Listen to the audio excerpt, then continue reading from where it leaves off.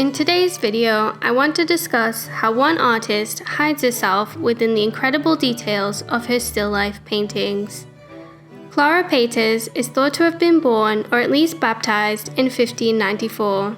However, her first paintings are dated to 1607, which would make the artist 12 or 13 at the time of creation, which causes some scholars to think that she might have been older.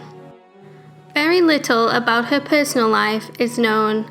It's thought that she resided in Antwerp, which at the time was a key trading port accounting for 40% of world trade because of changing sea routes to Africa and the Americas. It was an incredibly prosperous time. The end of the 80 Years' War paved the way for the Dutch Golden Age, and for the wealthy, this allowed the purchases of so-called exotic items due to the ongoing colonialist efforts of the big powers in Europe. While still life paintings is technically nothing new at this time, as seen here from the walls of Pompeii, the still life how we know them today were only just emerging at the start of the 17th century, which makes Peeters one of its earliest pioneers. Still lifes typically had a dark background to highlight all the objects laid on top of the table. They were often used to highlight the wealth of the patron, showcasing riches and exotic foods. One of Peeters' earliest work is still life with Venetian glass, Roma wine glass and a candle from 1607, which if it was created by a 12-year-old is quite impressive. If you pay attention to the sheer amount of textures and tiny details found in this work, from the ring to the pastries to this sprig of rosemary. This work can also be viewed as a vanitas painting. Vanitas is a genre of still life that highlights the transience and fragility of life, showing the futility of amassing worldly goods when you won't need them after death. Very commonly, they contain human skulls to highlight this further. However, the flame of a candle and flies are both symbols of utility due to their delicate natures. Clara Peeters herself can be seen in this painting in the reflection of the candlestick. However, Peeters didn't invent this. It is a continuation of a tradition that first emerged in the 1400s, seen first in the Arnolfini portrait by Jan van Eyck from 1434.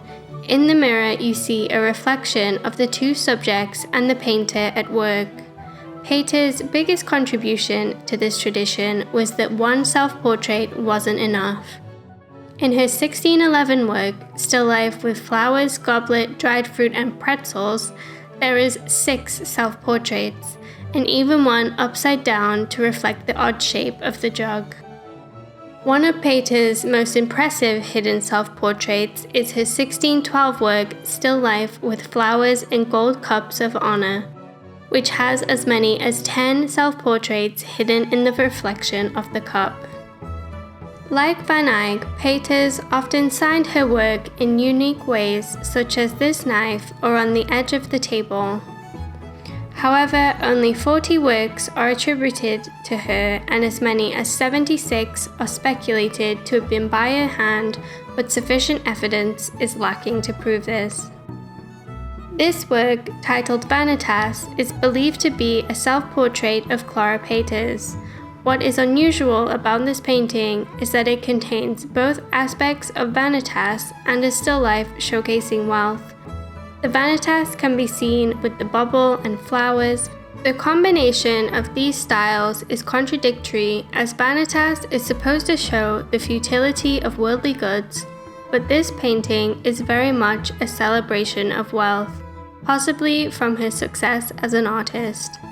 She is adorned in expensive clothes and jewelry, with a gold chalice and coins on the table. Due to the prosperity experienced during the Dutch Golden Age, there was a new emerging middle class, and the acquisition of wealth was something to be admired. With the added details of vanitas, perhaps Peeters is simultaneously showing off her success and wealth, but also her awareness of the futility in doing so. Here she is in the process of engraving a gold chalice. She holds an engraving needle in one hand and a magnifying glass in the other. By creating a self-portrait of herself at work, Peeters is contributing to a tradition of women artists painting themselves at work. This was done as a way to legitimize themselves as an artist in a male-dominated profession. The first example of this kind of self-portrait is by Katharina van Hemerson, who is credited as the first artist, male or female, to paint themselves at an easel. The tradition is continued by Sofonisba Anguissola, and after Peeters by Artemisia Gentileschi and Judith Leyster, and many more artists up till the present day. Clara Peeters was also unintentionally the inspiration for the founders of the National Museum of Women in the Arts in the US. The founder, Wilhelmina Cole Holliday, was traveling around Europe with her husband in the 1970s, and the pair were particularly drawn to a work of Peeters they saw in Vienna. After seeing her work again in the Prado in Madrid, they attempted to learn more about the artist and were shocked to find her missing from standard art textbooks at the time. They then began to focus their collection on attaining art by women and amassing as much biographical information as they could. After a few years of fundraising and opening her home for tours, Holliday opened the museum in Washington, D.C. in 1987. Whilst Clara Peeters' work has been a part of major collections since as early as the 1630s, we still know very little about her life. Her first solo exhibition wasn't until 2016, over 400 years after she created her first painting. I think the appreciation of her work, combined with the lack of biography we have of her compared to major male artists at the time, highlights the huge gap of knowledge that is only now starting to be corrected. Her work is what remains, and she made sure to hide her many self-portraits within it, perhaps knowing her life story might be forgotten. Thank you for watching.